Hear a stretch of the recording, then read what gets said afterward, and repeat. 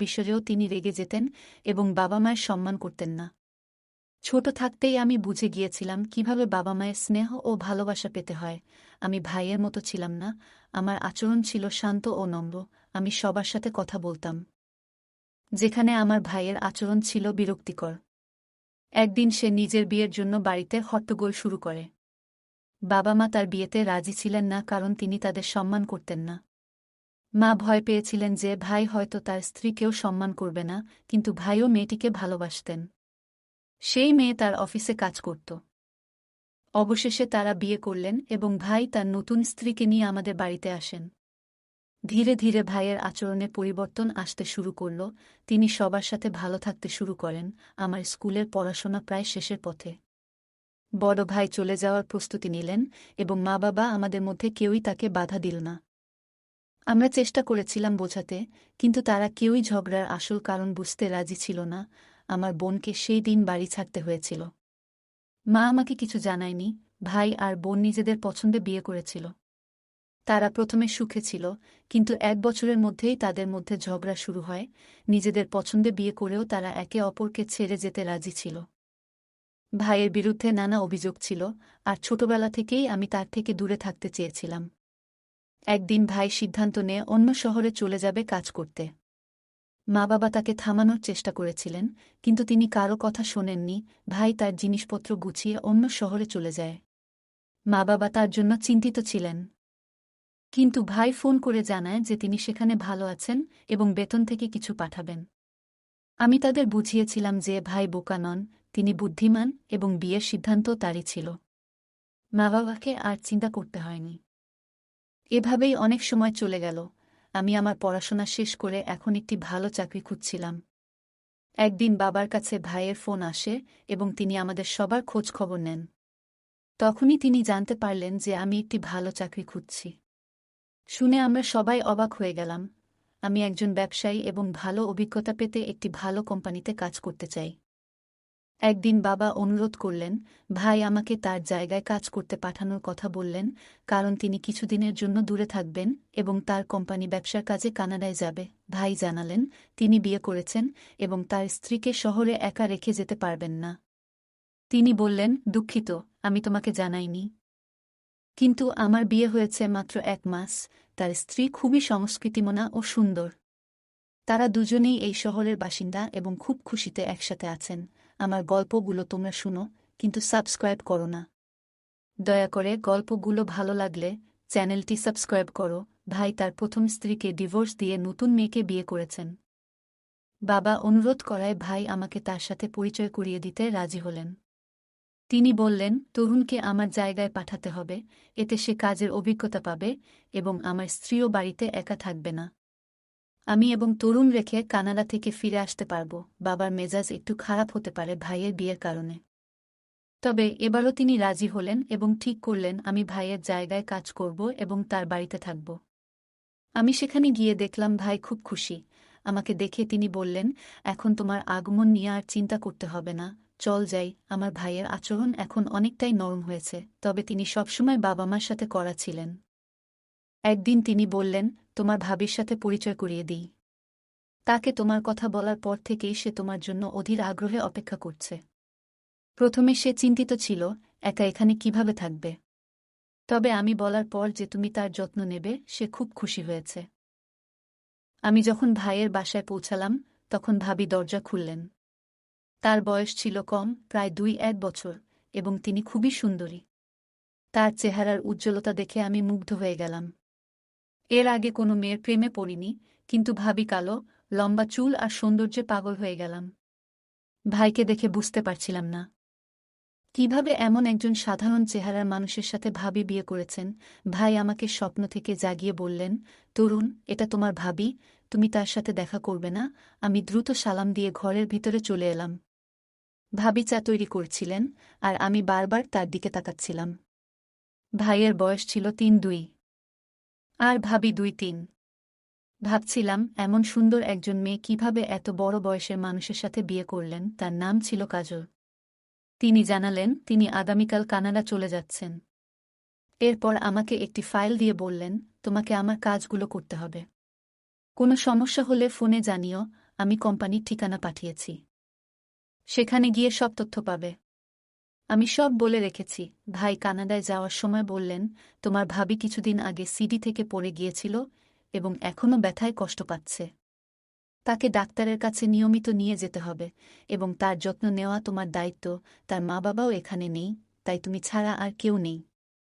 আমি আশ্বাস দিলাম, তুমি চিন্তা করো না, আমি ভাবির যত্ন নেব। ভাই যখন রওনা হলেন, আমি এবং কাজল ভাবি একসাথে থেকে খুব কম কথাই বলতাম। আমি ঠিকানা নিয়ে ভাইয়ের অফিসে গেলাম এবং তার পরিবর্তে কাজে যোগ দিলাম। অফিসে কাজের পরিবেশ ছিল চমৎকার, সহকর্মীদের সাথে ভালো বন্ধুত্ব হয়ে গেল। বাসায় ফিরে ভাবির সাথে খোলামেলা কথা বলতাম। একদিন দেখলাম ভাবি নাইটি পরে খুব সুন্দর লাগছিল। তিনি কফি বানাচ্ছিলেন, আমি নিজেও বানাতে চেয়েছিলাম, কিন্তু তিনি আমাকে বাধা দিয়ে বললেন, কোথায় যাচ্ছ? আমি তোমার জন্য কফি বানাচ্ছি। আমরা টেরেসে বসে কফি খেলাম, সেখানে ঠান্ডা হাওয়া বইছিল। আমি হঠাৎ অস্বস্তি বোধ করছিলাম, তাই তাকে বললাম, তুমি বারান্দায় একটু একা থাকো, আমি জরুরি কাজে ব্যস্ত। কিছুক্ষণ পর ভাবি কফি নিয়ে আমার রুমে এলেন। কফি দিতে গিয়ে কিছু কফি আমার জামায় পড়ে গেল। তিনি ভয় পেয়ে আমার জামা পরিষ্কার করতে লাগলেন, তখন আমি একটু অস্বস্তি বোধ করলাম। আমি সরে এসে বললাম, আপনি ঘরে যান, আমি ঠিক আছি। বাথরুমে গিয়ে নিজেকে বুঝালাম যে তিনি আমার ভাবি এবং তার সম্পর্কে ভুল ভাবা ঠিক হবে না। অফিসের ছুটির দিনে আমরা শপিং করতে গেলাম এবং কিছু জামাকাপড় কিনলাম। সেদিন জানলাম ভাবির বয়স ২১ বছর। তিনি বললেন, তোমার ভাই আমার জীবন বাঁচিয়েছিলেন। তখন থেকেই আমাদের সম্পর্ক তৈরি হয়েছিল। আমি বড় হতে থাকলাম, যদিও আমি একজন এতিম মেয়ে, ছোটবেলা থেকেই চাচা খালার বাড়িতে থেকেছি, কিন্তু তারা আমাকে খুব খারাপ ব্যবহার করত। একসময় তোমার ভাইয়ের সাথে পরিচয় হলো। তার সমর্থন পেয়ে আমরা বিয়ে করার সিদ্ধান্ত নিলাম। আমি জানতাম তার একবার ডিভোর্স হয়েছে, কিন্তু তবুও আমি তাকে পছন্দ করতাম এবং সে আমাকে। তাই বিয়ে করে আমরা সুখী জীবন শুরু করি।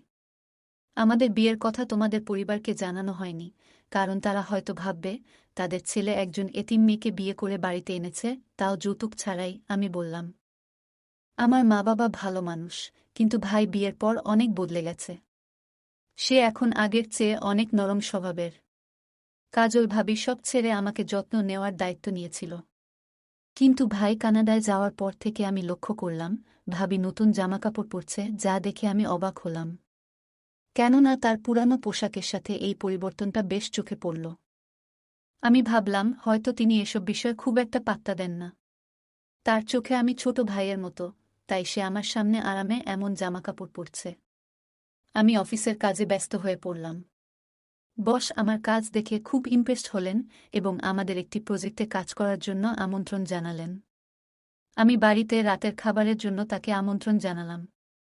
আমার বন্ধু শান্তকেও আমন্ত্রণ জানালাম, কারণ সে আমাকে অনেকবার হোটেলে পার্টি দিয়েছে। শ্বশুরও খুব ভালো রান্না করতেন। শান্ত এসে ধীরে ধীরে আমাদের বাড়িতে আসা শুরু করল এবং ভাবির আচরণে মুগ্ধ হলেন। ভাবি মাঝে মাঝে আমাদের জন্য চা ও নাস্তা নিয়ে আসতেন এবং আমাদের সাথে সময় কাটাতেন। শান্ত বলতো, ভাবির আচার ব্যবহার অনেক ভালো।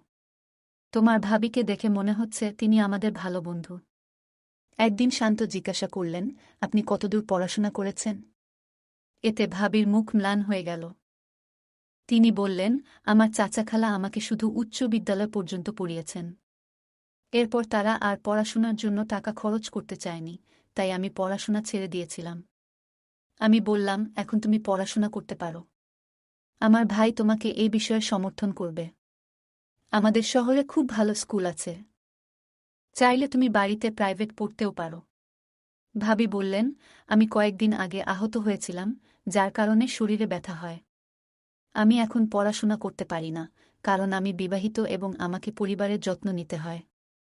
ভবিষ্যতে সন্তান হলে আমি পড়াশোনা চালিয়ে যাব।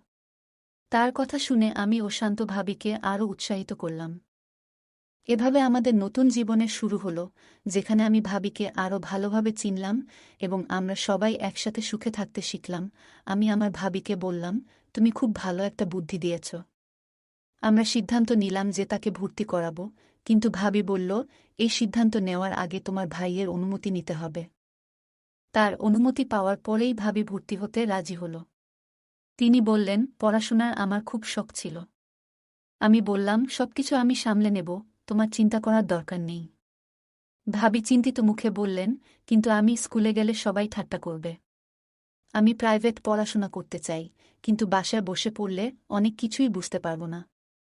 আমি তাকে আশ্বস্ত করলাম, তুমি চিন্তা করো না, আমি তোমাকে সব বুঝিয়ে দেব। আমি তাকে একটি প্রাইভেট স্কুলে ভর্তি করালাম, যেখানে সে বাসায় বসেই পড়াশোনা করতে পারবে। ভাবি এতে খুব খুশি হল। আমি নিয়মিত তাকে সাহায্য করতে লাগলাম।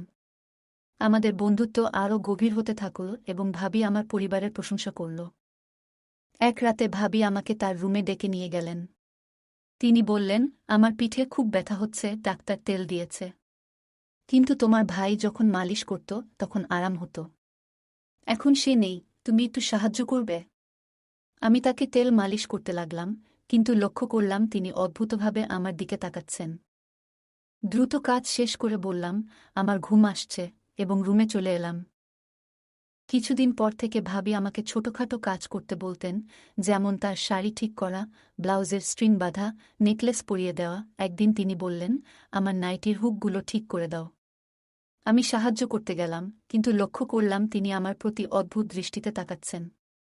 এতে আমি অস্বস্তি বোধ করতে লাগলাম এবং ধীরে ধীরে তার থেকে দূরত্ব বজায় রাখতে শুরু করলাম। একদিন তিনি বললেন, তুমি আমাকে নাম ধরে ডাকো, আমি তোমার সমবয়সী। আমি বললাম, না, তুমি আমার ভাবি, আমি তোমাকে সম্মান করতে চাই। এরপর এক রাতে দরজায় টোকা পড়ল। ভাবি এসে বললেন, আজ রাতে তোমার রুমে ঘুমাবো, বাইরে বজ্রপাত হচ্ছে, আমি খুব ভয় পাচ্ছি। আমি বললাম, তুমি শুয়ে পড়ো, আমি জেগে থাকব। এভাবে আমাদের সম্পর্কের মধ্যে কিছুটা দূরত্ব আসতে লাগল, কিন্তু আমি তাকে সম্মানের সাথে সবসময় সাহায্য করে যেতাম। আমি আমার ভাবিকে বললাম, তুমি এত বড় হয়ে ভয় পেও না, আমি তোমার কাছেই আছি। তুমি যদি কোনো সমস্যা অনুভব করো, আমাকে জানাও। তিনি আমার কথায় কান্না দিয়ে আমার বিছানায় শুয়ে পড়লেন। আমি কিছুটা অস্বস্তি নিয়ে পাশে দাঁড়িয়ে রইলাম। তিনি বললেন, তুমি ওখানে কেন দাঁড়িয়ে আছো? এসে শুয়ে পড়ো। কথাগুলো শুনে আমি অদ্ভুত লাগল। আমি বললাম, আমি একটু অফিসের কাজ করব, তারপর ল্যাপটপ নিয়ে বসে পড়লাম এবং ভাবির ঘুমানোর জন্য অপেক্ষা করতে লাগলাম। যখন দেখলাম তিনি গভীর ঘুমে আচ্ছন্ন, তখন আমি ধীরে ধীরে উঠে সোফায় শুয়ে পড়লাম। সকালে তিনি জেগে উঠে জিজ্ঞেস করলেন, তুমি কেন সোফায় শুয়েছিলে? তুমি কি আমার জন্য বিরক্ত? আমি তাকে আশ্বস্ত করলাম, এমন কিছু না, চিন্তা করো না। এরপর থেকে ভাবির সাথে আমার কথা কমে গেল। আমি কাজে ব্যস্ত থাকতাম, আর সে মাঝে মাঝে অভিযোগ করত, তুমি আগের মতো আর আমার সাথে কথা বলো না, আমাকে কোথাও নিয়ে যাও না। আমি বললাম, অফিসের কাজে অনেক চাপ, তাই তোমার জন্য সময় বের করতে পারছি না। বলে দুঃখ প্রকাশ করে নিজের রুমে চলে গেলাম এবং দরজা বন্ধ করলাম। কিন্তু সেই রাতেই তিনি আবার আমাকে ডেকে বললেন, আমার কোমরটা একটু মালিশ করে দাও। আমি মালিশ করতে লাগলাম। হঠাৎ তিনি উঠে বসে বললেন, তুমি কি পছন্দ করো সেটাও তো বলো না। আমি বললাম, বই পড়তে আর ঘোড়ায় চড়তে পছন্দ করি। তিনি বললেন, আমিও ঘোড়ায় চড়তে ভালোবাসি। তার কথায় আমি অদ্ভুতভাবে অস্বস্তি বোধ করলাম। আমার শরীর ঘামে ভিজে গেল এবং আমরা দুজনই নীরবে বসে রইলাম। আমি দ্রুত নিজেকে সামলে নিয়ে বললাম, আপনি কি কিছু বলতে চান? তিনি কিছুটা বিভ্রান্ত হয়ে বললেন, তুমি আমাকে ভুল বুঝছ। আমি বললাম, আমি কিছুই ভুল বুঝিনি। বলেই তার রুম থেকে বেরিয়ে এলাম। কিছুদিন পর আমি অফিসে অসুস্থ বোধ করলাম। হঠাৎ শুনি, আমার ভাবি রুম থেকে আমার বন্ধু শান্তের হাসির আওয়াজ ভেসে আসছে। শান্ত বলেছিল সে আজ একটি বিয়েতে যাচ্ছে, কিন্তু সে আমার ভাবির সাথে এখানে কি করছে সেটা আমার কাছে স্পষ্ট ছিল না। আমার কিছু সন্দেহ ছিল, কিন্তু এখন শান্ত আমার সাথে মিথ্যে বলছে। আমি ভাবিনি সে এখানে আসবে। আমি চুপচাপ দাঁড়িয়ে তাদের কথা শুনলাম। তারা আমাকে নিয়ে মজা করছিল। ভাবি বলল, তোমার বন্ধু তরুণ একজন বোকা। আমি কতবার তাকে এটা দেখিয়েছি। তার মধ্যে কোনো পুরুষালী গুণ নেই, তাই সে সবসময় আমার কাছ থেকে লুকিয়ে থাকে। তুমি বরং ম্যানলি। শান্ত হেসে বলল, তরুণকে ছেড়ে দাও, সে ভীতু। আমি হতবাক হয়ে দেখলাম, যা আমার ভাইয়ের অধিকার ছিল তা অন্য কেউ ভোগ করছে। আমার রাগ চরমে উঠল। আমি ঠিক করলাম, ভাইকে সব বলবো। আমি ভাইকে বললাম ভাবির প্রতিটি কাজ সম্পর্কে। এতে ভাবি রেগে গেল। 2 দিন পর ভাই বাড়ি ফিরল এবং ভাবিকে মারধর করে বলল, তুমি পাগলি। আমি তোমাকে ইমপ্রেস করতে বলেছিলাম। ভাই আরও বলল, তরুণ, আমি একজন পুরুষ নই এবং আমার পরিবারের উত্তরাধিকারী চেয়েছিলাম। আমার প্রথম স্ত্রীও আমাকে নপুংসক বলেছিল। তাই আমি চাইছিলাম তুমি আমার বউয়ের সাথে সম্পর্ক স্থাপন করো, যাতে আমার বউ তোমার সন্তানের মা হতে পারে। আমি স্তব্ধ হয়ে গেলাম। ভাবি বলল, আমি অনেক চেষ্টা করেছি তোমার ভাইকে ইমপ্রেস করার, কিন্তু সে আমার জালে আটকা পড়েনি। এখন আমি তার বন্ধুকে দত্তক নিয়েছি। আমি আমার কানকে বিশ্বাস করতে পারছিলাম না। ভাই হঠাৎ আমার মাথায় লাঠি দিয়ে আঘাত করলে আমি অজ্ঞান হয়ে যাই। যখন আমি জেগে উঠলাম, দেখি হাত পা বাঁধা। বাইরে থেকে শোনা গেল, ভাই বলছে, ওকে ঘরে বন্দি রাখতে হবে, যাতে সব সত্যি বলে না দেয়। ভাবি বলল, আমি ঘুমের ওষুধ খাইয়ে দেব। আমি পালানোর চেষ্টা করলাম, কিন্তু জানালার দিকে তাকাতেই দেখি শান্ত রুমে ঢুকছে। সে আমাকে খুলতে শুরু করল। আমি রেগে গিয়েছিলাম, কিন্তু সে বলল, তোমার ভাবি খারাপ মহিলা। আমি জানতে পেরেছি তোমার ভাবি আর ভাইও জড়িত। তাই আমি তোমাকে বাঁচাতে এসেছি। আমার হৃদয়ে তার প্রতি ভালোবাসা বেড়ে গেল। আমরা দুজনেই সেখান থেকে পালিয়ে গেলাম। মাঝে মাঝে সত্য বলাই কঠিন হয়ে যায়। আমার বাবা মাকে পুরো ঘটনা জানাতে হয়েছিল। তারা দ্রুত বাড়ি আসতে বললেন। বাড়ি পৌঁছাতেই বাবা আমার ভাইকে ফোন করে বললেন যে তিনি আর তার মুখ দেখতে চান না এবং সম্পত্তি থেকে উচ্ছেদ করছেন। বাবা মা বললেন, তুমি ছোটবেলা থেকে জেদি আর খারাপ আচরণ করেছ, কিন্তু এমন জঘন্য কাজ করবে ভাবিনি। বাবা মা ভাইয়ের সাথে সব সম্পর্ক ছিন্ন করলেন। ভাই ক্ষমা চেয়েছিল, কিন্তু বাবা মা তা শুনেননি। তারা আমাকে জড়িয়ে ধরে ঈশ্বরকে ধন্যবাদ জানালেন যে আমি নিরাপদে ফিরেছি। বললেন, তুমি এখন কোথাও যাবে না, এখানেই থাকবে আর কাজ করবে। আমি এখন আমার শহরে থাকি এবং কাজ করি। ভাইয়ের সাথে কোনো সম্পর্ক রাখিনি। সে আর আমাদের বাড়িতেও আসে না। তার খারাপ খ্যাতি মুছতে চেয়েছিল, কিন্তু সফল হয়নি। সে তার ছোট ভাইকে আড়ালে রাখার চেষ্টা করেছে, কিন্তু তার স্ত্রী এবং আমার সম্পর্কের কথা কখনো ভাবেনি। কিছু সম্পর্ক এমনই হয়। গল্পটা কেমন লাগলো জানাতে ভুলবে না। আরও মজার মজার রোমান্টিক গল্প শুনতে চাইলে ভিডিওটি লাইক, শেয়ার এবং চ্যানেলটি সাবস্ক্রাইব করতে ভুলবে না। ধন্যবাদ।